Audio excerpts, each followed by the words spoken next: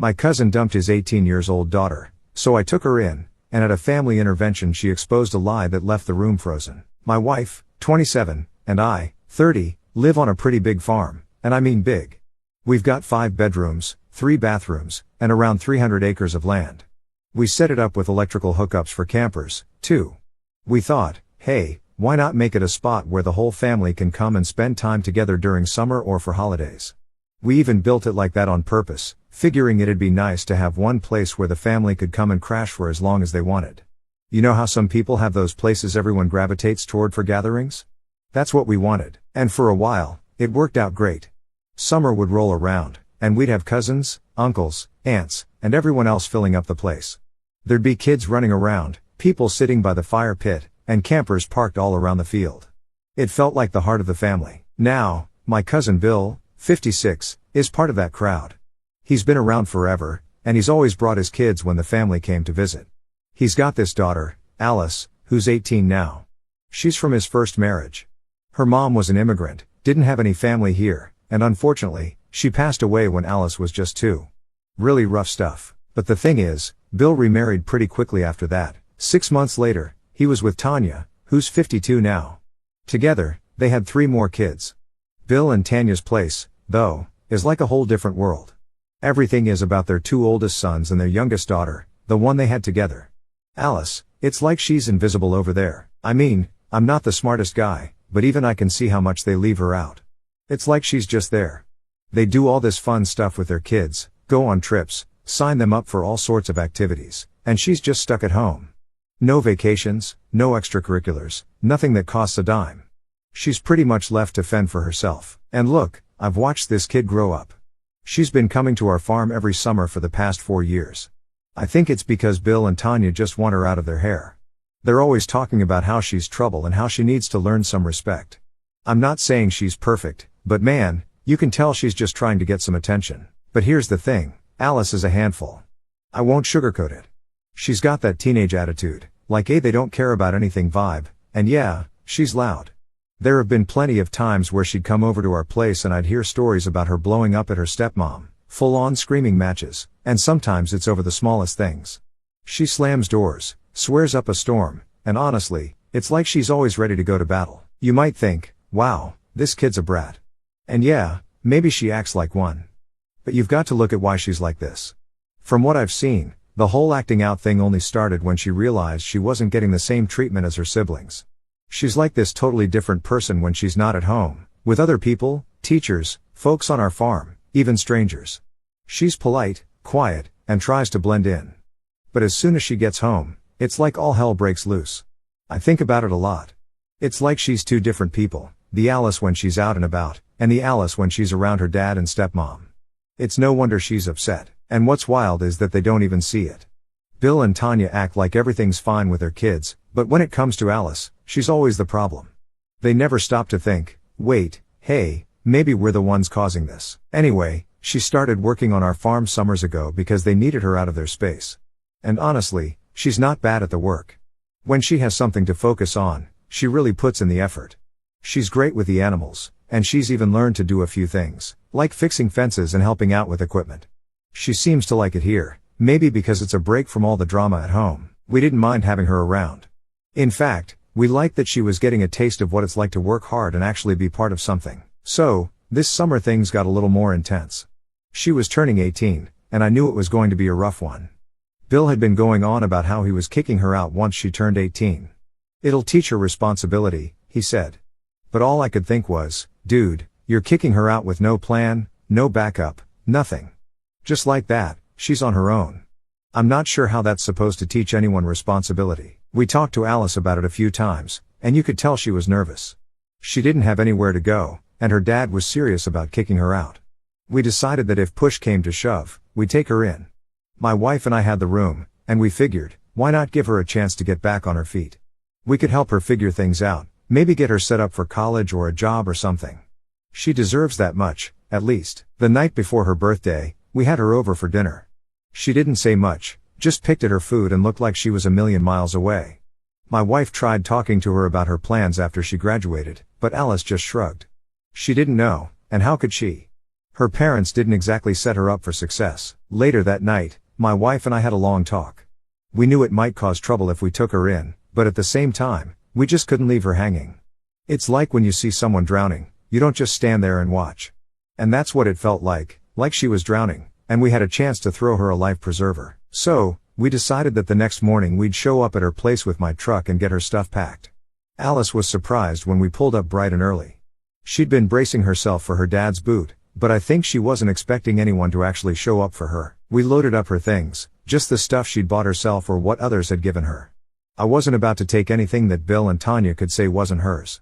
The whole time, she was quiet, like she was afraid to believe it was actually happening. As we drove away, she finally spoke up. "Thanks," she said, and it was the kind of thanks you don't hear often. It felt like relief, like someone finally lifted this huge weight off her shoulders.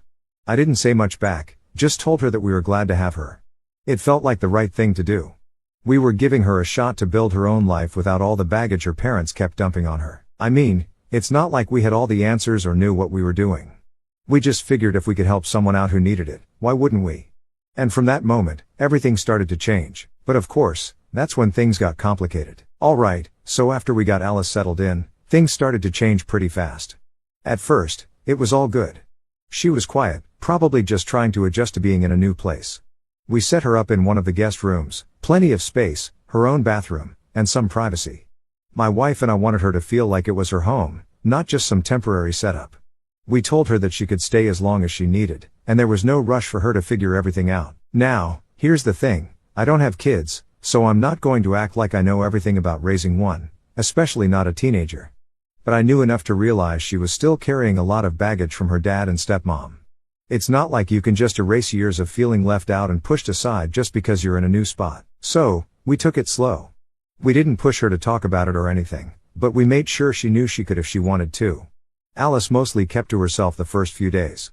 She'd come down for meals and help around the farm when we needed an extra hand, but other than that, she was pretty quiet. I figured she was still trying to wrap her head around everything. Can't blame her, really. One minute she's getting kicked out of her house, and the next she's living with her cousin and his wife on a farm. That's a lot for anyone, let alone an 18-year-old who's been through what she has. My wife was great about it, though. She's always had a way of making people feel welcome. She'd leave snacks out for Alice, made sure her room was stocked with everything she might need, and even got her a small TV for her room. It was like her way of saying, "Hey, you belong here." And slowly but surely, Alice started to warm up. She began opening up a bit more, started helping out with the animals without us even asking, and she'd even join us at the dinner table with a smile now and then. Now, I'd love to say that everything was smooth sailing from there, but of course, that's when Bill and Tanya started getting wind of what was happening. It didn't take long. I mean, word travels fast in our family, especially when you've got a big place like ours where people are always coming and going. They must have heard from someone that Alice was staying with us, and well, they didn't take it too well. The first time I heard from Bill was a couple of days after we moved Alice in. He called me up, and it was tense right from the start. No hey, how are you? Or small talk, just straight to the point. What's this I hear about Alice staying with you? He asked. His voice had that tone, like he was already mad before I even said anything. I wasn't going to lie.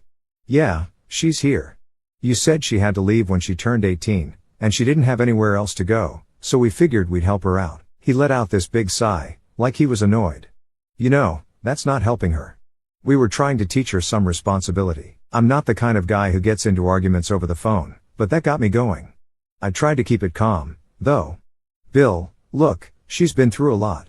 I'm not saying I know better than you, but kicking her out without a plan wasn't going to do her any good. She's a kid. She needs a place where she can get back on her feet. He wasn't having it. She's not your responsibility. She's mine. You think you're doing her a favor, but you're undermining what we're trying to teach her. I could feel my patience wearing thin. Well, Bill, if teaching her responsibility means leaving her out to dry, then yeah, I guess I am undermining that. But as long as she's here, she's safe and she's welcome. We went back and forth for a while, but it was like talking to a brick wall. He just kept repeating the same thing. How it was his job to parent her, how we were overstepping, and how we didn't understand what was best for Alice. Finally, I had enough and just told him, look, man, she's here and she's staying as long as she wants. If you've got a problem with that, I don't know what to tell you. He hung up after that, and I could tell things were about to get messy. Sure enough, The next day I started getting calls and texts from other family members. Apparently, Bill and Tanya had been telling everyone that we took Alice away from them, and now they were refusing to come to any more family events unless she was gone. It felt like a slap in the face, to be honest.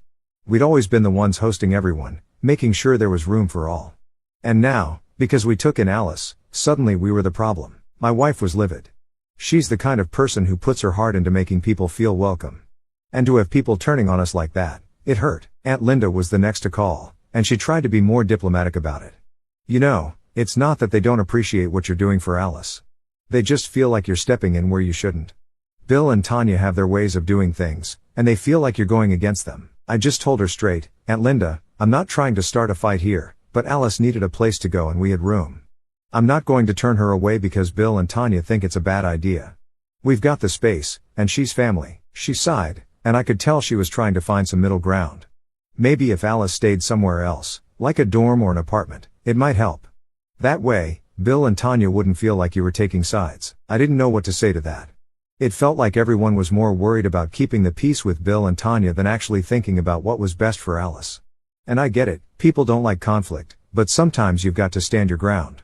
I told Aunt Linda that Alice was welcome here as long as she wanted to stay. And that was the end of that conversation. After that, the texts and calls kept coming.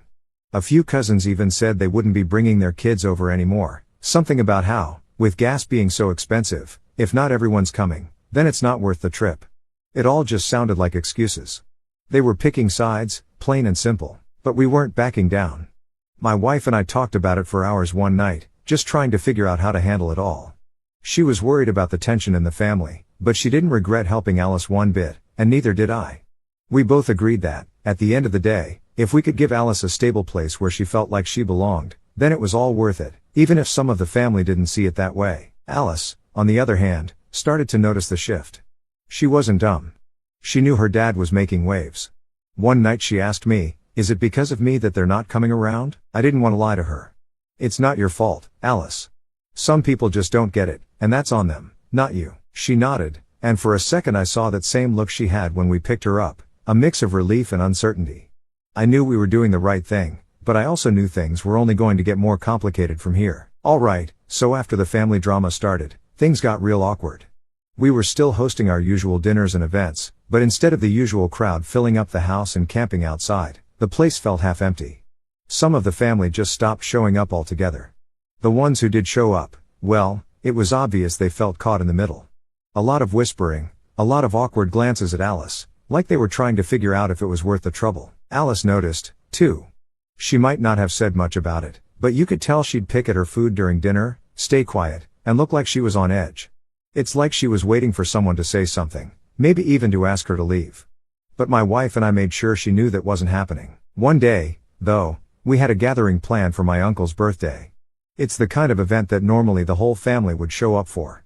We'd have tables set up outside, the fire pit going, kids running around. It was one of those big deals that everyone looked forward to, but this time, people started dropping out last minute. Cousin Lisa called and said her kids were sick and they wouldn't be making it. Uncle Tom said something about work being too busy. And Aunt Linda said she wasn't feeling well. It was like everyone suddenly had an excuse. I knew better. They weren't skipping because they had to, they were skipping because of Alice. It pissed me off. I didn't want to say anything to Alice, but my wife saw it on my face. She just gave me that look that said, "Don't in front of her." So, I kept my mouth shut and tried to act like everything was fine. When the day came, only a handful of people showed up. We made the best of it, grilled some food, had a small fire going, but you could feel the tension. Everyone was walking on eggshells. At one point, Bill and Tanya showed up, and I knew right away it was going to be a problem. They hadn't been to the farm since Alice moved in, and I could tell from the way Tanya was eyeing her that it wasn't going to be a friendly visit. Bill tried to act all casual at first, talking with some of the family members who were there, but Tanya, she didn't waste any time. She walked right up to me while I was flipping burgers and started in. "You know this isn't helping anyone," she said, her arms crossed and this tight look on her face. I knew exactly what she was talking about, but I pretended to play dumb. "What do you mean?" she huffed, like she was dealing with a child. "Alice. You keeping her here? It's not doing her any favors, and it's causing all this drama in the family." I set down the spatula and looked her in the eye. "Tanya, we're giving her a place to stay because she needs it. That's all." "Well, Bill and I think it's time she moves on," she said, not even trying to hide her frustration. She's 18 now.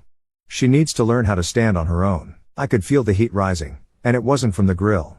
Stand on her own? You guys kicked her out with no backup plan. That's not teaching her independence. That's abandoning her. At this point, a few people nearby started to quiet down, clearly listening in. Alice was off helping my wife set up some stuff by the barn, but I could see a few family members exchanging looks, like they were gearing up for a front row seat to whatever was about to go down. Tanya leaned in, lowering her voice like she was giving me some kind of warning. Bill and I don't appreciate you getting in the middle of our family business. I wasn't about to back down. Well, maybe if you treated her like family in the first place, I wouldn't have to. That was it. She threw her hands up and walked away, muttering something about how stubborn I was and how we'd regret it. A few minutes later, Bill came up to me. He didn't look happy. You know, we're not trying to be the bad guys here, he said, looking around like he was making sure no one else could hear. But Alice needs to move on. This isn't helping her grow. I took a deep breath, trying to keep my cool. Bill, if you really believe that, then why didn't you help her before all this? Why'd you wait until she was 18 to throw her out? He shifted uncomfortably, like he didn't have a good answer for that. It's not that simple. I shook my head. I think it is. And until she's ready to move on, she's staying here. End of story. He didn't say anything else, just gave me this look like I was betraying him or something and then walked off. The rest of the night was just as tense. People tried to act like nothing happened, but it was obvious that the whole thing had put a damper on the mood. Bill and Tanya left early, and a few others followed soon after. After they left, my wife pulled me aside. You did the right thing, she said. Don't let them make you feel like you're in the wrong. I nodded, but it still felt like I was stuck in the middle of something I couldn't fix. And the worst part, Alice could tell something was off. After most of the guests had gone and we were cleaning up, she asked me, did they leave because of me? I hated that she felt like she was the cause of all this drama. It's not your fault, Alice. Some people just can't handle it when things don't go their way. She didn't say much after that, just went back to helping clean up. But I could tell she was thinking about it. The look on her face said it all, like she felt guilty for something that wasn't even her fault. The next few days were quiet. Alice kept busy around the farm, and we tried to keep things normal, but I knew this was far from over. We started getting more texts and calls, family members wanting to talk about the situation. It felt like everyone had an opinion on what we were doing. Some of them tried to be polite about it, saying things like, we just want to make sure Alice is okay. But I knew what they really meant. They wanted us to send her away so they could go back to pretending everything was fine. One night, after another round of calls, I sat down with my wife and Alice. I figured it was time we all talked about what was going on. Listen, Alice, I said, I know this is a lot, and I know it's not fair that people are making you feel like it's your fault. She looked down, her hands fidgeting in her lap. Maybe if I wasn't here, things would go back to normal. I shook my head. No. This isn't on you. They're the ones making it complicated. You don't have to worry about any of that. My wife jumped in, too. We want you here, Alice. This is your home now, as long as you need it. Alice gave a small nod, but I could see the doubt in her eyes. I didn't blame her. After everything she'd been through, it made sense that she didn't trust easily.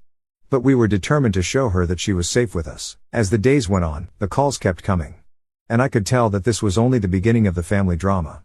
But no matter how many times the phone rang or how many family members tried to push us, I knew one thing for sure, we weren't going to back down. Alice was staying, and we were going to stand by her, even if it meant going against half the family. So, after the awkward family dinner and all the messages from Bill, things started getting tense around the farm. Alice was still helping out, and she was trying to stay positive, but I could tell the whole situation was wearing on her. My wife and I were doing our best to keep things normal, but when your phone is constantly buzzing with family drama, it's hard to ignore it. Then, one day, we got an unexpected visit from one of my uncles, Uncle Tom. Now, Uncle Tom's always been the type to keep his head down and stay out of family business. He's never taken sides, never stirred up trouble. So, when he showed up at the farm unannounced, I figured something big must be going on. I invited him in, and we sat down at the kitchen table while my wife made some coffee. Right off the bat, he had this look on his face, like he wasn't happy to be there. He shifted in his seat like he was nervous, and I knew this conversation wasn't going to be a good one. I've been talking to Bill and Tanya, he started, rubbing the back of his neck. They're pretty upset about this whole situation with Alice. I sighed. Yeah, I've heard that before. What's the latest? He hesitated, then said, they're talking about getting the family involved, like everyone. They want to have a meeting, a family intervention basically, to decide what should happen with Alice. I felt my jaw tighten. A family meeting to decide what happens with Alice? She's not some community project, Tom. She's a person. I know, he said quickly. I told them that. But they're convinced that she needs to go back with them, and they think if enough of the family pressures you, you'll change your mind. It felt like a punch to the gut. It was one thing for Bill and Tanya to disagree with us privately, but dragging the entire family into it, that was a new low. So what? They want to have a vote on whether she gets to stay? Tom shrugged. Something like that. They think if enough people side with them, you'll feel like you have no choice. My wife, who had been listening quietly, finally spoke up. That's ridiculous. This isn't a democracy. Alice is staying because she needs to, and we're not kicking her out just because some people don't like it. Tom nodded, but he looked uncomfortable. Look, I'm just the messenger here, but they're serious about this. They're planning to have this meeting at Aunt Linda's house next week. It was all starting to click. This wasn't just a disagreement anymore. They were trying to turn the whole family against us. I felt my hands ball into fists under the table. So they think they can gang up on us, and that's going to make us back down. He held up his hands like he was trying to calm me down. I'm not saying it's right. I just wanted to give you a heads up so you know what's coming. My wife and I exchanged a look. We'd been trying to avoid more conflict, but it was clear that wasn't going to be an option anymore. They were making this a whole family issue, and we were going to have to decide whether we were going to stand our ground or let them push us around. After Uncle Tom left, we sat there for a while, trying to figure out what to do next. My wife suggested that we reach out to a few family members who'd been supportive, just to see if they'd back us up. It wasn't about taking sides, it was about making sure Alice knew she wasn't alone. So, over the next few days, we started reaching out to people. We called Lisa, a cousin who'd been in our corner since the beginning. She was furious when she heard about the planned family meeting. That's ridiculous, she said. They're acting like Alice is some problem they need to fix. She's better off with you, and they know it. We also called a couple of uncles and aunts who had been on the fence before. Some of them were hesitant to take a stand, but a few agreed that what Bill and Tanya were doing was out of line. They promised to show up at Aunt Linda's house and speak up on Alice's behalf if things got ugly. Alice, meanwhile, was trying to act like everything was fine, but I could tell the idea of this family intervention was getting to her. One evening, while we were out feeding the animals, she finally brought it up. Is it true that they're having a meeting about me? She asked, her voice quiet. I nodded. Yeah, it's true. But we're not going to let them make you do anything you don't want to do. She looked down at her boots, kicking at the dirt. I just don't get why they're so determined to make me leave. They didn't want me when I was living there. I put a hand on her shoulder. It's not about you, Alice. It's about them wanting to control the situation. They don't like that we made a choice they don't agree with. She sighed. And I don't want to cause more problems. You're not the problem, I said firmly. They are. And we're going to stand by you no matter what. The next week, the day of the so-called intervention came around. We knew we had to show up, even if we didn't want to. If we stayed away, they'd probably take that as us backing down. So, we got in the truck and headed to Aunt Linda's. When we walked in, the tension was thick. Almost the entire family was there, cousins, uncles, aunts, everyone. Bill and Tanya were sitting at the head of the table, looking like they were in charge of some big meeting. Alice stayed close to my wife, clearly uncomfortable. I could see the worried looks from a few of the relatives who'd promised to back us up. Bill stood up, acting all official. Thanks, everyone, for coming. We're here to discuss what's best for Alice. I rolled my eyes. What's best for Alice, or what's best for you? Tanya jumped in. This isn't about us. It's about making sure Alice has a stable future, and we think that means coming back home. My wife crossed her arms. Do you mean back to the home she was kicked out of? Bill ignored that and started talking about how the family needed to unite and how this division was tearing everyone apart. It was all just a bunch of words to make themselves look like they were the victims. A few of our cousins spoke up, but it was clear Bill and Tanya had managed to get most of them on their side. Just as things were heating up, Lisa stood up. This is ridiculous, she said, her voice steady. Alice has a home. She's safe. She's loved. And she's doing well. If you really cared about her, you'd be supporting her, not trying to force her into a situation she doesn't want. A few others nodded, but most stayed quiet. I could tell it was going to be an uphill battle. Bill kept pushing, talking about how we were isolating Alice and making her dependent on us. It was all nonsense, but he was saying it with enough confidence that some people seemed to believe him. Finally, I'd had enough. I stood up and said, this isn't a democracy. Alice is an adult, and she's made her choice. We're not here to debate that. If you don't like it, that's your problem. There was a long silence, and then, one by one, people started leaving the room. Some gave us nods of support. Others just walked past without a word. Bill and Tanya stayed put, glaring at us. "We're not done with this," Bill said as we turned to leave. "Yeah, well, we are," I shot back. We left, and on the way home, Alice looked relieved for the first time in weeks. We knew it wasn't over, but at least she knew we had her back, no matter what the family decided. Alright, so we were getting closer to the start of Alice's university classes, and things seemed like they were finally settling down a bit.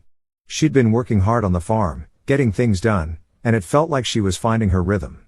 My wife and I were trying to stay positive, figuring that once Alice started classes, maybe all this family drama would die down a bit. We thought that if she was in a good place and had a routine, maybe Bill and Tanya would back off. Then, just when we thought we could finally take a breath, my phone rang. It was Bill. I knew I shouldn't have answered, but a part of me hoped, maybe, just maybe, he was calling to find some middle ground. Maybe he'd realized how much this whole thing was stressing Alice out and he was ready to work things out. I should have known better. "Hey, man," I said, keeping my tone neutral. He didn't bother with a greeting. "I heard Alice is getting therapy," he said, his voice cold. "Yeah, she is," I replied, already feeling the tension creeping in. "She's been through a lot. She needs someone to talk to." "Well, I don't know why you think that's necessary," he snapped. "We raised her fine. She doesn't need therapy." I couldn't believe it. "Bill, she's been kicked out of her home. She's been dealing with a lot of stuff, and she needs support." "Support?" He scoffed. "Or are you just feeding into her behavior, making her think she's a victim?" That was it for me. I tried to keep my cool, but it was hard. "Bill, I'm not feeding into anything. She's got a chance to get some help and move forward. If you can't see that, then maybe you're part of the problem." Silence. I could almost hear him grinding his teeth through the phone. "You've changed. You know that? You used to respect family. Now you're just creating division." That line hit hard. I'd always been about family. My wife and I built this whole place for family gatherings, for everyone to come together. And now he was acting like I was the one tearing things apart. It felt like a slap in the face, but I wasn't going to back down. "Bill, I'm doing what I think is right. You don't have to agree with it, but Alice is welcome here. We're not sending her away just because it makes things uncomfortable for you." He hung up, and I just sat there for a minute, trying to collect my thoughts. It felt like everything we'd done for Alice, everything we were trying to build, was being used against us. I was mad, but mostly I felt tired. Like no matter what we did, someone was always going to find a way to twist it into something negative. Later that night, I sat down with my wife to talk about it. We knew that once Alice started her classes, things were going to change. She'd have her own routine, and maybe, just maybe, the family would back off once they realized she was doing okay. My wife suggested we throw one more small gathering before Alice's classes kicked off, just to show her that we were proud of her and that she had a support system here.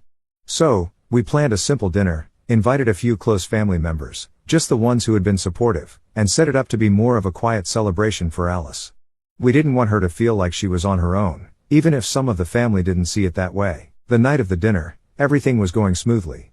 A few of my cousins showed up, and a couple of aunts and uncles, too. It was nice, and for a moment it almost felt like old times. Alice seemed happy, laughing and talking with everyone. For once, it felt like we could actually have a normal night without any drama. But, of course, that didn't last long.